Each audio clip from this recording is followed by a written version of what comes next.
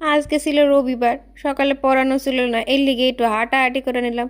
এনার লগে একটু কথাবার্তা সাইরা চলে গেলাম ব্রাশ করতে।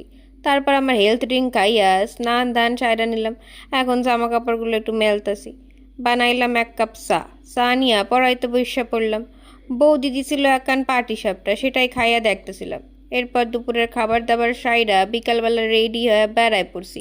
আয়া পড়ছি শিমুরালি স্টেশনে, যাইতাছি কোথাও একখান দেখাইবো কোথাও যাইতাছি।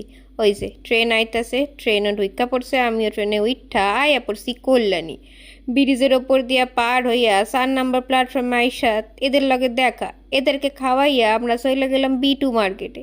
এইখান থেকে আমরা গেছিলাম এই যে রামকৃষ্ণ মিশনে। জায়গাখান বেশ সুন্দর, শান্তশিষ্ট, প্রার্থনা হইতাছিল তখন। এখানে প্রসাদও খাওয়ানো হয়। তারপর টোটো কইরা ফোয়ারা দেখতে দেখতে আয়া পড়লাম কল্যাণী স্টেশনে। ওই যে ট্রেন কাকু ট্রেন নিয়ে আইতাছে।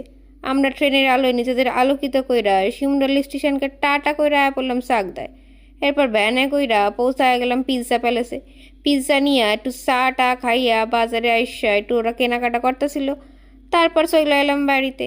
এইখানে দেখো ম্যাডাম নতুন জামা পরছে। তারপর সবাই মিলে চা টা খাইয়া এনার একটু কীর্তিকলাপ দেখতেছিলাম, কত কুতু দেওয়া হইতেছিল ওনারে। তারপর একটু পিৎজা খাইয়া এখন চলো বাড়ি যাই, টাটা।